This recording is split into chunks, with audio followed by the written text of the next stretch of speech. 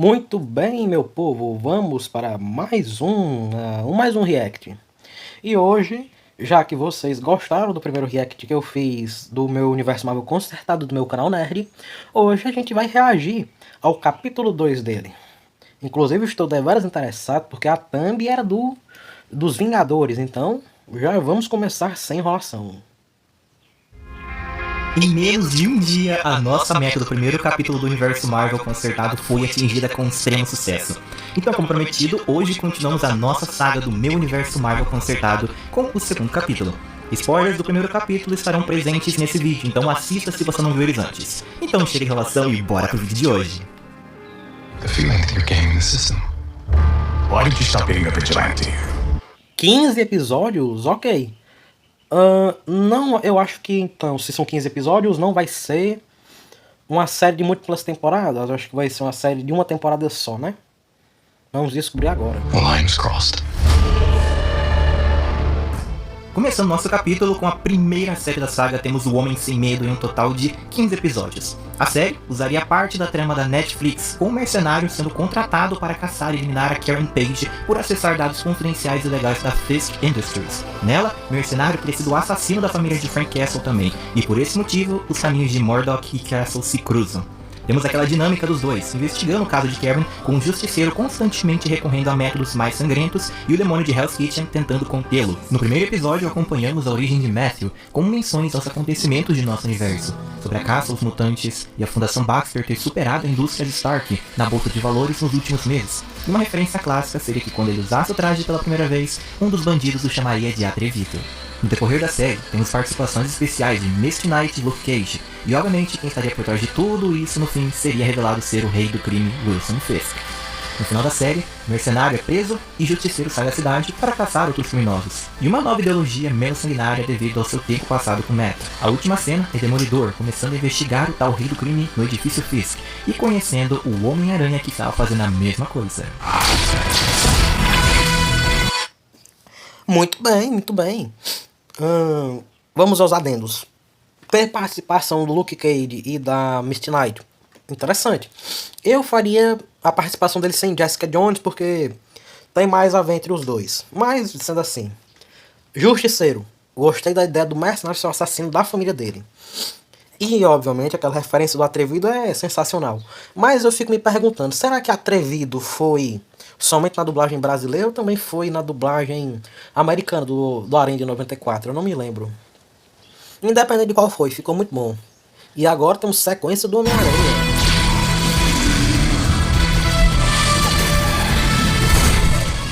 A primeira sequência da saga será do Cabeça de Teia em Homem-Aranha Amigão da Vizinhança. Aqui temos a parceria de Peter Parker e Matthew Murdock pela primeira vez. Mas, até chegarmos lá, temos que contar como isso começa.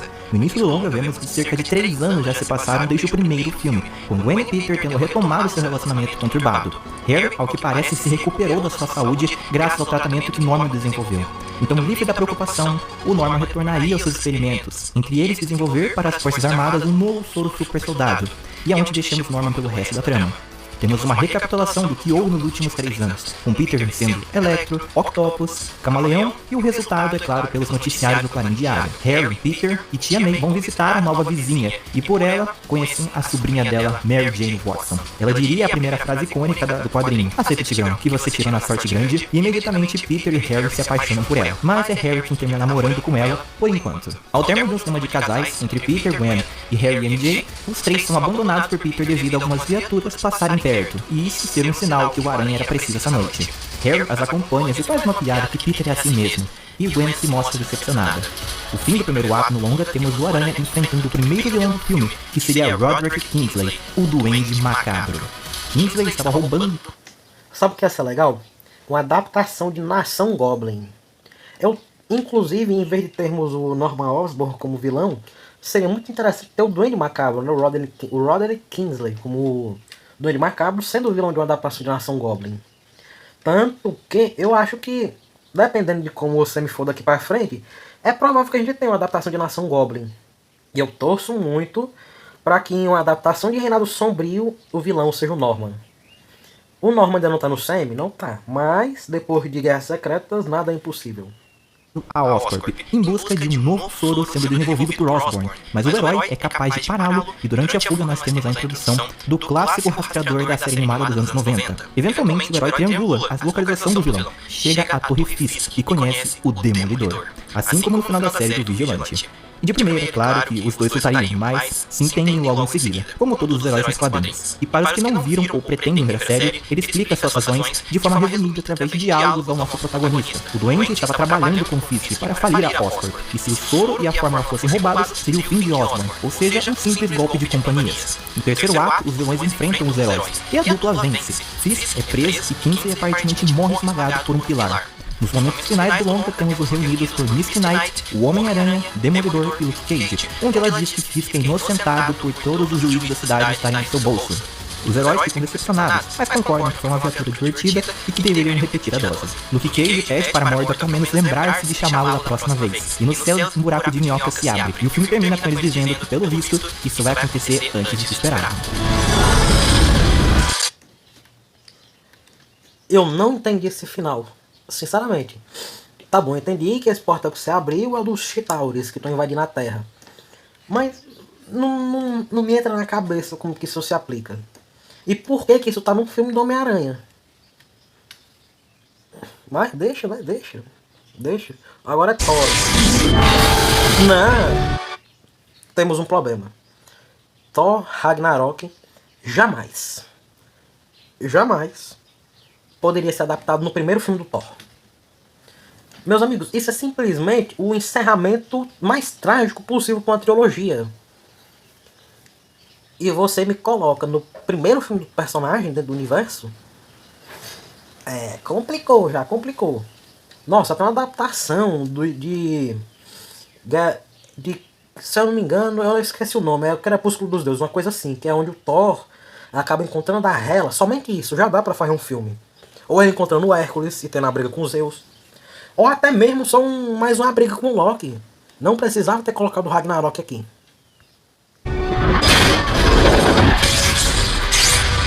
Avançando no lado cósmico, vamos conhecer o Deus do Trovão em Thor Ragnarok. Inspirado no quadrinho Journey into Mystery 83 e Thor 128, temos o Dr. Donald Blake descobrindo ser o poderoso deus nórdico Thor. Teoricamente, Blake seria diagnosticado com esquizofrenia por ter visões de um símbolo nórdico e ouvir uma voz que o chamava de filho. Mas durante uma expedição, ele é preso numa caverna e acha um pedaço de árvore com o tal símbolo. E ao o empunhar, ele se torna Thor. O objeto, na verdade, se revela ser o martelo Mjolnir. Assim, nos seres explicado que Thor enfrentou a serpente nórdica, mas no confronto, a sua mente foi fragmentada em duas personalidades e caiu na terra. O martelo continha as memórias de Thor, e a outra, Donald Blake, se tornou apenas um médico. Ao lembrar de tudo, parte para Asgard impedir o Ragnarok ao ser chamado por Heimdall. Mas ao chegar, Loki já haveria matado Balder, o meio-irmão de Thor, e a invasão de Surtur a Asgard para destruí-la já teria começado. No fim, Thor, Heimdall e os três guerreiros, Lady Sif, Volstagg e Hogun, vencem e Odin acorda de seu descanso. Loki é preso na Floresta do Silêncio e Thor volta à Terra. A cena final é Donald Blake conversando com a paramédica Jane e o pós-crédito é uma figura vencendo o grão-mestre em uma partida de xadrez e tomando de sua posse a Joia da Mente. Tá bom, entendi o contexto. Mas mesmo assim, desperdiçou uma das maiores histórias do Thor, né? Então é um pouco decepcionante, eu diria. Mas tá, pelo menos a ideia do filme foi boa. Inclusive Grão-Mestre e a Joia da Mente. Muita gente não sabe por conta do próprio CM, mas não tinha nenhuma joia na Terra, ok? As joias do infinito estavam no espaço. E pra quem quer entender isso é só ler Thanos... Vai aparecer na tela a HQ que o Thanos vai atrás das joias do infinito. Leia essa HQ que você vai entender exatamente como funcionava a joia do infinito nas HQs e o motivo, inclusive. Homem de Ferro. Tá bom, eu queria um clássico dos quadrinhos. Agora chegamos àquele que começou o CM de Kevin Feige. O início do filme seria a origem de Stark, sendo um vendedor de armas para o governo e sendo sequestrado pela Organização dos Dez Anéis, e escapando com a ajuda de Hohensen. O fim do primeiro ato é ele anunciando ao mundo ser o Homem de Ferro.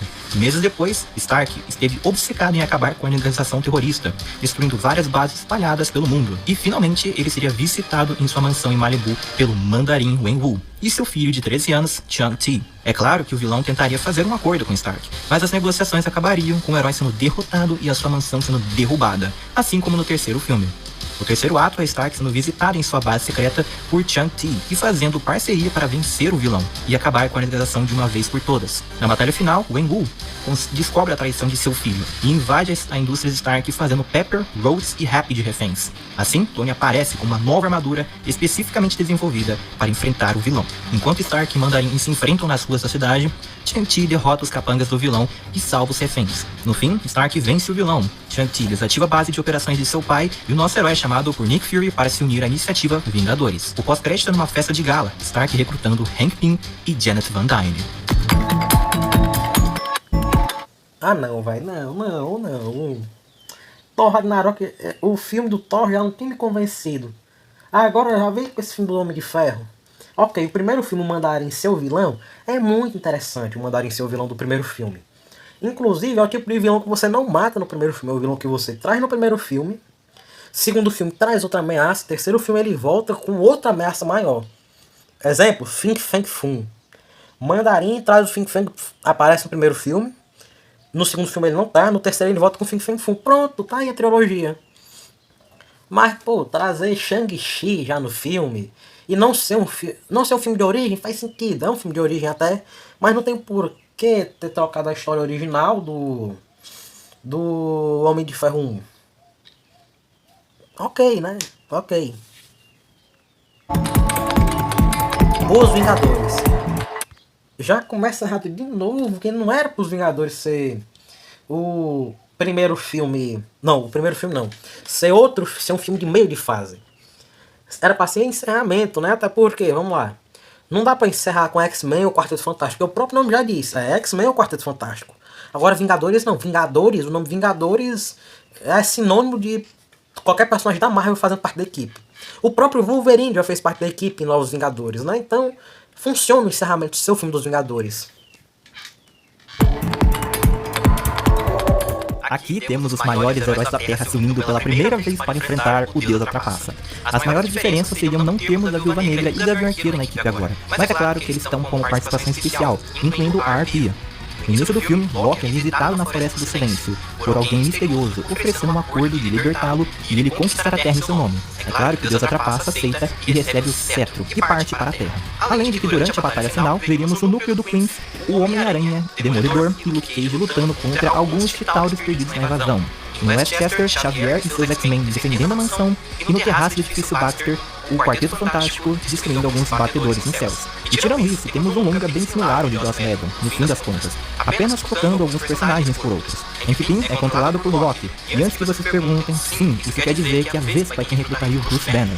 No final, os Vingadores são formados, a cena final é a Pedra de Shawarma e o pós-crédito é a tal figura misteriosa visitando o Jardineiro. E após uma discussão rápida, a figura derrota o ser e toma dele a Joia do Tempo. Mas antes de continuar... Tá bom, agora sim o filme dos Vingadores realmente foi bom. Eu tava com medo, mas esse filme dos Vingadores foi bom. É o mesmo filme, é basicamente o mesmo filme. E corrige o principal defeito pra mim, que é o fato de não ter tido Homem-Formiga Vespa no filme. Perfeito, perfeito. E o final, um final muito melhor do que só o Thanos descobrindo que enfrentar os Vingadores é brincar com a morte, é dançar com a morte. Então tá, né?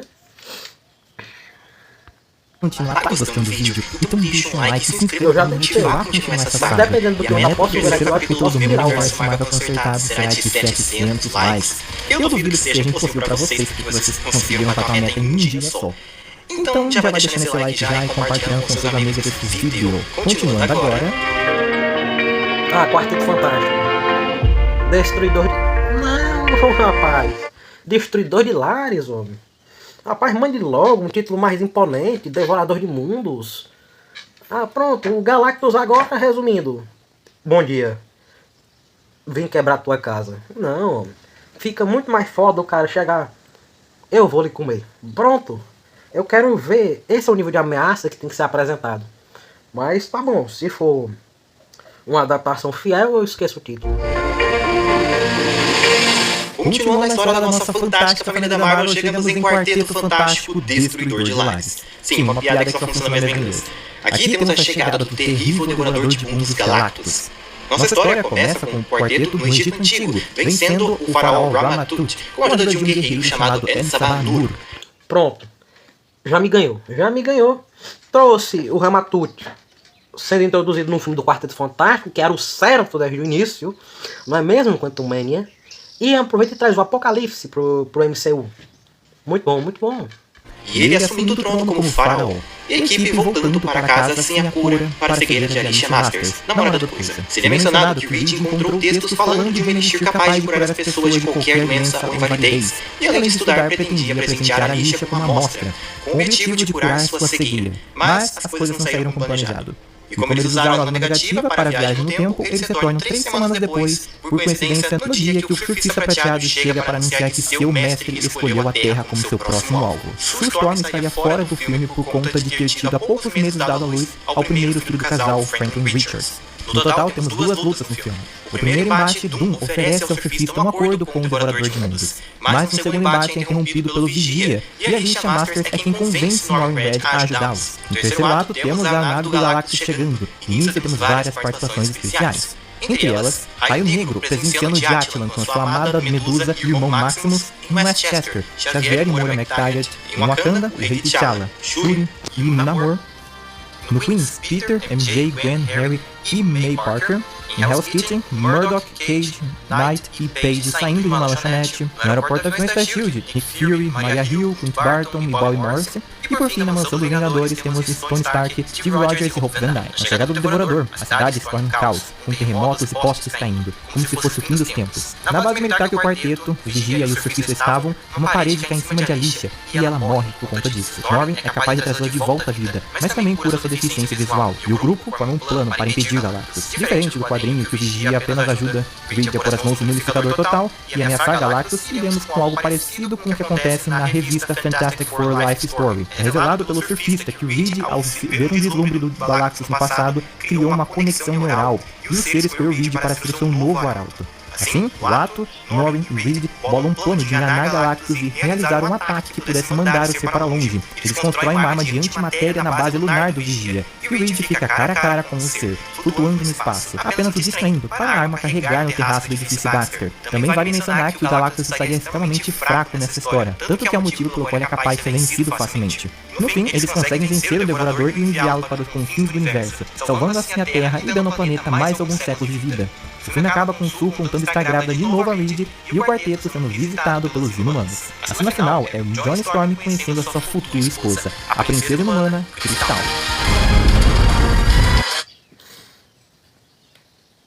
Quarteto Fantástico, Devorador de Lares seria uma obra-prima.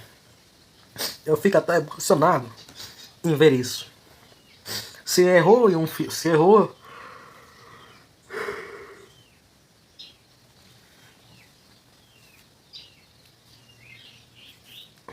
Eu fico até emocionado em ver isso, porque se ele errou em Homem de Ferro, ele acertou em Quarteto Fantástico 2. Perfeito, perfeito. É a única coisa que eu tenho a dizer.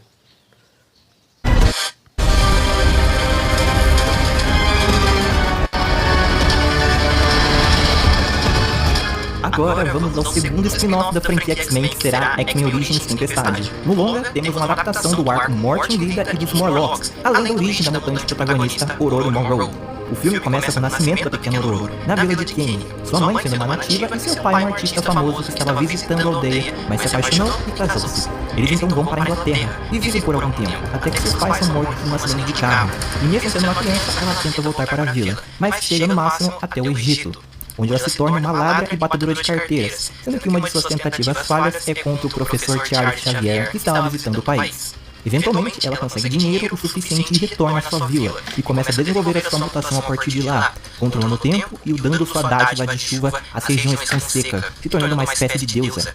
É claro que temos a Ororo sendo recrutada por Xavier já adulta, nos mostrando novamente a cena de Segunda Gênesis. E agora temos a trama dos Morlocks, resumidamente, com a invasão deles da superfície sendo impedida pela vitória de Ororo contra a Calisto, líder dos Morlocks. Pouco tempo depois, vemos sobre a cura mutante sendo discutida, e Tempestade sendo atingida ao tentar salvar Xavier de um atentado durante o discurso da ONU. Assim, temos a mesma história de Morte em Vida, com a sangue dos X-Men e Xavier a instruindo falar com seu amigo que vive isolado. Ororo parte nessa busca, e após um ataque de lobos, ela é salva pelo amigo de Xavier, Forge. Durante a trama, revemos a cena de Xavier vislumbrando o Devorador de Mundos, com uma conexão ao filme anterior. E de volta ao Aurora Forge, ele conta sobre sua origem, e tenta ajudá-la a recuperar seus poderes em sua cabana. No local, haveria vários artefatos, mas uma voz a influencia a abrir uma caixa, e assim ela liberta o adversário, uma entidade demoníaca com aparência de coruja. A criatura revela ao Ouro que Forge é o criador da cura mutante usada nela. E leva os dois então para sua dimensão de terror, onde o tempo e o espaço funcionam diferente. No fim, Forge está ferido, e Aurora é capaz de restaurar seus poderes, assim despertando parte de seu potencial, que estava bloqueado. E com esse upgrade, ela usa seus poderes e a magia de Forge para destruir o adversário de uma vez por todas. O filme termina com Aurora e Forge retornando à mansão Xavier, Vera se tornando secretário do presidente, assim como na versão de Bryan Singer, e Forge se torna o novo cientista da equipe, desenvolvendo equipamentos melhores a todos. Um visor novo para Ciclope, o aumento da capacidade telepática do cérebro e a cadeira dourada clássica do Xavier. Mas, Nick Fury, my favorite one-eyed man of intrigue. mas rapaz, de novo Capitã Marvel, bicho. Não dá não, homem. Cadê a porra do Capitão Marvel? Não, lembrando que isso aqui em teoria é a fase 2, né, do MCU. A fase 2 do MCU, nessa altura do campeonato, a gente já tá em 2015, provavelmente. Meus amigos, 2015, o Capitão Marvel já era chamado de Shazam, o da DC. Cadê que a Marvel adapta o Capitão Marvel de verdade? Cold, no air, space. Inclusive, a Carol Danvers não era pra ser a Capitã Marvel. A Carol Danvers era pra ser apenas Miss Marvel. Tanto que as melhores histórias da personagem são na época de Miss Marvel. Agora que a diversão começa. Voltando para os anos 90, temos a trama de Capitã Marvel tomando lugar entre nossas franquias. No longa, Carol Danvers seria exposta aos poderes do Capitão Marvel e ganharia seus poderes de absorção de energia, voo e super força. Ela então é levada por ele até o planeta Hala, onde é treinada por anos e se torna uma formidável soldada. E os dois, é claro, se casam. Mas durante uma missão onde um exército Skrull destrói o planeta Morag, Marvel é morto pelo Kree traidor, Ronan, o Acusador. E Carol, durante uma fuga, sua nave é destruída e ela para em lugar nenhum, onde lá ela conhece Gamora e Drax, o Destruidor. O trio une forças por terem sido vítimas de Ronan no passado.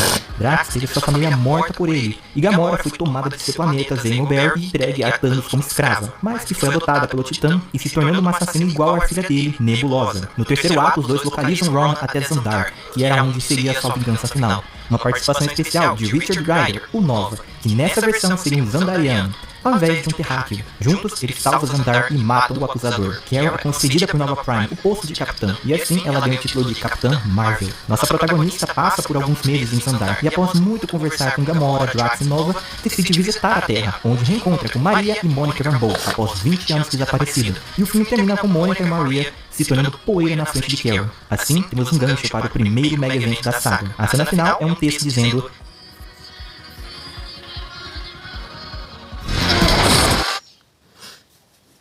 Se não queria adaptar o Capitão Marvel, não adaptasse. Não matasse o personagem nas mãos do Ronan. Meu amigo. Não. O Capitão Marvel, nos quadrinhos, já deitou o Ronan no cacete umas 5 vezes, pelo menos. E olha, que eu digo mais, se o mesmo que o Ronan estivesse usando a joia do poder, ele ainda teria deitado o Ronan no cacete. É legal ver como as pessoas desvalorizam o Capitão Marvel, né? Agora, só de raiva, na fase 2 do MCU, vai ter Capitão Marvel, vocês vão ver. O Capitão Marvel mesmo, aquele cara brabo. Ah, agora vai ser Deadpool, né? Não é Deadpool. A próxima sequência da nossa saga é uma aventura dos mutantes no Japão, ajudando Logan a lidar com os fantasmas de seu passado. As inspirações para o filme viriam de o episódio duplo Retorno ao Passado da série animada de 92, da minissérie Uncanny X-Men de 89 e o filme Wolverine Imortal de James Mangold. Neste período, entre Segunda Gênese e Legado Yama, Ciclope e Jean se casaram e estão em lua de mel, e a trama de X-Men Origins Tempestade acabou de começar, explicando a falta de alguns membros da equipe, sobrando assim Xavier, Logan, Colossus, Vampira, Gambit e Jubileu. O longa começa com os X-Men em uma festa de Dia das Bruxas, onde alguns se fantasiam com trajes mais quadrinescos possíveis e invertendo os papéis. Após a celebração, Logan é sequestrado por um grupo de ninjas, mas uma delas é nocauteada durante a bagunça. E dessa forma conhecemos Kitty Pryde, e Xavier pede ajuda para um de seus amigos mutantes, que gostaria de ser chamado para a equipe no passado, mas se irritou por se achar necessário em casa, que seria Shiro Yoshida, o Solaris. E temos a jornada de Wolverine no Japão narrada por Mariko, a esposa de Shiro, que também conheceu Logan quando ela era criança. Ela disse que o nosso herói estava perdido após a destruição de Nagasaki, e foi acolhido por um ninja mercenário chamado Ogun. Com ele, aprendeu a superar suas perdas, balancear seu lado animal e humano e a arte do samurai, se tornando um assassino profissional, assim como o Gavião Arqueiro na época de Ronin do UCM. Ogun foi contratado por Shingen Yashida, pai de Mariko, para eliminar o cientista-chefe das empresas Yashida, o Dr. Kenji Oyama. Mas Logan se apaixonou pela filha de Kenji, Yuriko Oyama. Os dois se casaram em segredo, mas Ogun descobriu, e em complô, mandaram Logan para uma emboscada no Canadá. E assim temos o spin-off Project Amethyst complementando a história. Além do Professor Truett e General Stryker, o cientista-chefe era Kenji Oyama, e é revelado que o cientista foi morto, na verdade, pelo dente de sábio, mas tarde demais, pois Yuriko, como vingança, se aprimorou ciberneticamente e adotou o nome de Laser Letal. Ogun teria feito um acordo com Yuriko em fazer uma armadilha e capturar Logan. Ela teria como capangas os carniceiros do filme de James Mangold, e após uma brutal tortura física e psicológica com o herói, ele termina crucificado em um X, recriando o momento icônico do filme Deadpool e Wolverine e a capa de Uncanny X-Men 251. No terceiro ato, Yoshida e o Samurai de Prata ajudam os X-Men a salvar Logan, e temos a batalha final dos carniceiros contra os mutantes, Kitty Pryde enfrentando seu antigo mentor e o Yuriko enfrentando Logan. E ficaria subentendido que ela morreria no final da história. A cena final é Logan apadrinhando Kitty por saber como é ser vítima da manipulação de Ogun, criando assim uma ligação fraternal entre os dois. O pós-crédito é na Ilha Selvagem, Ciclope e Jean sendo examinados por uma figura misteriosa, que seria revelado ser Nathaniel Essex, o Senhor Sinistro, e ele dizendo ao seu mestre que os preparativos estavam quase prontos para sua ascensão. Meu irmão, isso não é um filme dos X-Men, é um filme do Wolverine. Mas, pô, já sei. Virou filme dos X-Men porque precisava colocar o pós-crédito do Senhor Sinistro. Mas não precisava ser um filme. Você podia ter feito outro filme dos X-Men. Tá bom, já adaptou Segunda Gênesis, agora adapta, sei lá, Dias de um Futuro Esquecido no segundo filme. Doutor Estranho. Então tá, isso aqui é a fase 1, é a fase 2 e 3, pelo que eu tô vendo. Partindo para o lado místico, chegamos ao Feiticeiro Supremo. Honestamente, o filme de 2016 é um dos meus favoritos, e tão poucas coisas serão realmente alteradas. Entre elas, Mordo é quem seria o líder dos desertores, e Kaisiri é o seu seguidor mais fiel. Quem seria o responsável por apresentar Strange ao mundo da magia é Wong, que poderia ser um ator mais jovem ou até o mesmo ator, mas seria mantida Tilda Swinton como a anciã por ser ótima no papel. Eu nem preciso dizer que o Ouro de Agamotto não seria a joia do tempo mais nesse universo, por mais que tenha sido uma boa ideia, mas será igual ao do Multiverso Loucura, que apenas revela seres e objetos ocultos, aumenta o poder de um usuário da magia branca, e até um poder extra agora que eu adicionei é de curar feridas graves até certo ponto. E o bibliotecário do Kamar-Taj será o Rintrah, o Minotauro que é o verde que aparece no segundo filme, já pra termos a ideia de que qualquer um pode ser um aprendiz de feiticeiro no templo, além de uma fala da anciã que existem vários tipos de seres no multiverso, pessoas que movem coisas com a mente, que viajam pelo espaço livremente, e até pobres pessoas que venderam suas almas a entidades sobrenaturais, por alguma coisa em troca. Ou seja, Rintrah é quem é gravemente ferido por Karl Mordor no terceiro ato e curado por Strange com o Ouro de Agamotto. E temos com certeza o meme do nome ouvindo barganhar, e claramente a anciã ainda seria morta no filme. A cena final é o surfista prateado caindo dentro do santo inconsciente, e é dessa forma que o filme acaba. Perfeito, perfeito. Doutor Estranho com Mordo sendo uma ameaça, perfeito. E o final, meus amigos, o final com o surfista prateado, simplesmente perfeito. Doutor Estranho, o filme está perfeito. Os Guardiões da Galáxia. Sabia. E para finalizar o capítulo, vamos agora conhecer a equipe que James Gunn trouxe para o estrelato. Mas para ser mais desafiante para mim, ao invés de termos os mesmos personagens da equipe, teremos os saqueadores Peter Quill e Yondu Udonta, o gênio Rocket Raccoon e o poderoso Groot. O primeiro ato foca muito na origem deles. Peter vai ter a mesma da do UCM, sem ligação ao ego ou ao planeta vivo, e o seu pai vai ser realmente o Dizão de Spartax, além de termos Yondu como parceiro e mentor para Peter. Rocket ainda vai ser um experimento foragido do alto evolucionário, e após um assalto mal sucedido, conheceria Groot na prisão Clooney.